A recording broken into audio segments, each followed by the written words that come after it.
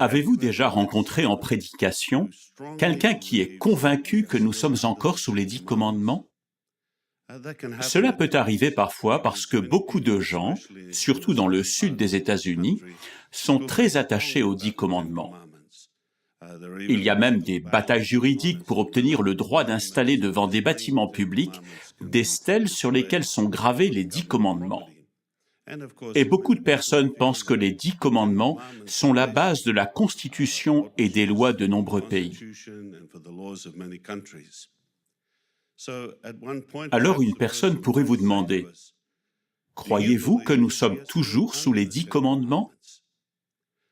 Vous pourriez lui répondre avec tact, « Je crois que nous devons nous conformer aux principes des 10 commandements et à la loi de l'amour, la loi du Christ. » La personne pourrait alors vous demander, « Pensez-vous que nous devons obéir aux 10 commandements aujourd'hui ?» Quand on leur donne une explication basée sur la Bible, les personnes peuvent être déçues et penser qu'il y a dans la Bible un verset qui vient appuyer ce qu'elles croient. Ouvrons nos Bibles en Matthieu chapitre 5, le sermon sur la montagne, d'où est tiré le texte d'aujourd'hui. Ces personnes pourraient appuyer leur idée avec les versets 17 et 18. On lit, « Ne pensez pas que je sois venu pour détruire la loi ou les prophètes. Je suis venu non pas pour détruire, mais pour accomplir. Car vraiment je vous dis que le ciel et la terre passeraient plus tôt que ne passe de la loi et de quelque manière une seule toute petite lettre ou une seule particule de lettre sans que toute chose arrive. » Ces personnes peuvent croire que l'expression « accomplir » veut dire « établir définitivement ». Et même des commentaires bibliques disent que cela implique un engagement total. Alors, que pouvons-nous leur répondre pour les aider? On pourrait leur montrer une série de versets, comme Romains 10, verset 4, où il est dit que Christ est la fin de la loi. On peut prendre Galates chapitre 4, versets 4 et 5, où on lit que ceux qui étaient sous la loi ont été libérés, ou Éphésiens 2, verset 15, où il est question de la loi qui a été abolie. Par contre, il vous est peut-être arrivé la même chose que moi. La personne peut être d'accord avec ces versets, mais dire « Il n'est pas question ici des 10 commandements. On parle de toutes les autres lois de la loi mosaïque, mais les 10 commandements, eux, demeurent pour toujours. » Comment peut-on faire raisonner cette personne? Revenons à Matthieu chapitre 5. On remarque dans les versets 17 et 18 que Jésus est venu non pas pour détruire, mais pour accomplir. On peut demander à la personne comment elle comprend le mot « accomplir ». Elle va peut-être répondre « établir définitivement ». On peut alors lui montrer que Jésus parle ensuite de différents aspects de la loi. Au verset 21, par exemple, « Vous avez entendu qu'il a été dit à ceux des temps anciens, « Tu ne dois pas assassiner ». Il s'agit bien d'un des 10 commandements. Chose intéressante, l'édition d'études avec notes dit au sujet de ce verset, « L'expression « vous avez entendu qu'il a été dit » peut faire référence aussi bien aux prescriptions des Écritures hébraïques inspirées qu'aux enseignements de la tradition juive. Et c'est ce qu'on voit plus loin au verset 23. « Si donc tu apportes ton présent à l'autel, et que là tu te souviennes que ton frère a quelque chose contre toi. » Cela ne fait pas partie des 10 commandements, n'est-ce pas?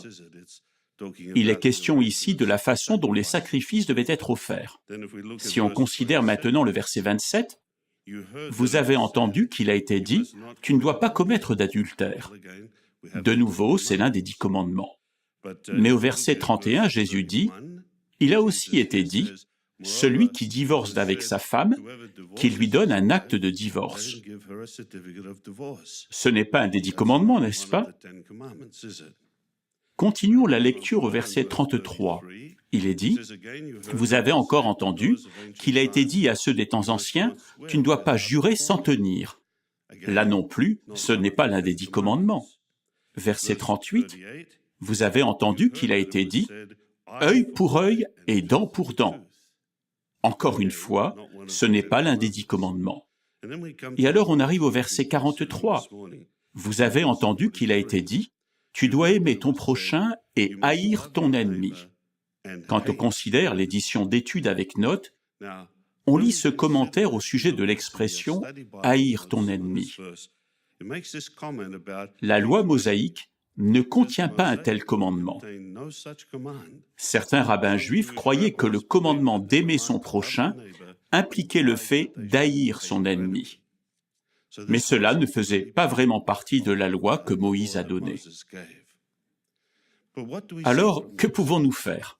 Si une personne soutient fermement que le verbe accomplir, quand Jésus parle de la loi, s'applique uniquement aux 10 commandements, on peut reprendre ces versets.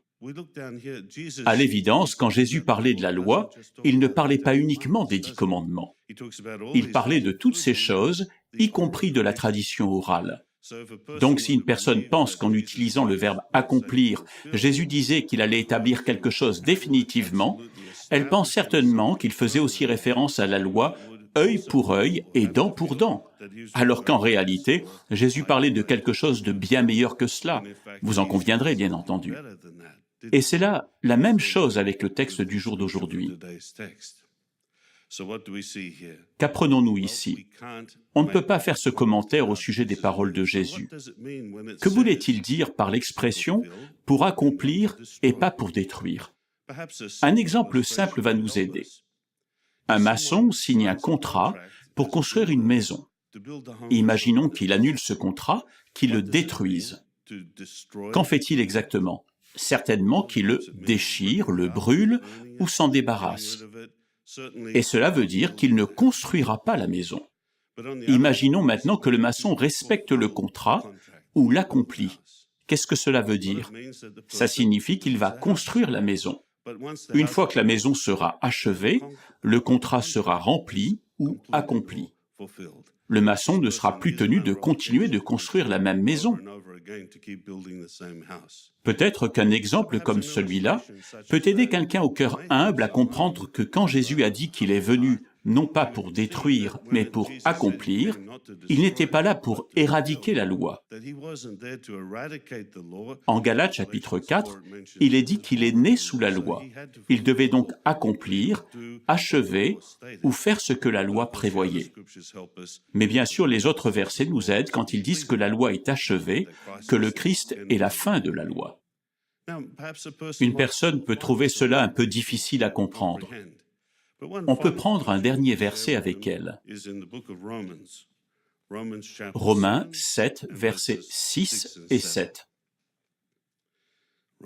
On lit au verset 6, « Mais maintenant, nous avons été libérés de la loi parce que nous sommes morts à ce par quoi nous étions tenus fermes, afin que nous soyons esclaves dans un sens nouveau par l'Esprit et non dans l'ancien sens par le code écrit. » Si on s'arrête ici, la personne peut réagir et dire « C'est cela, il est question de la loi qui n'inclut pas les 10 commandements.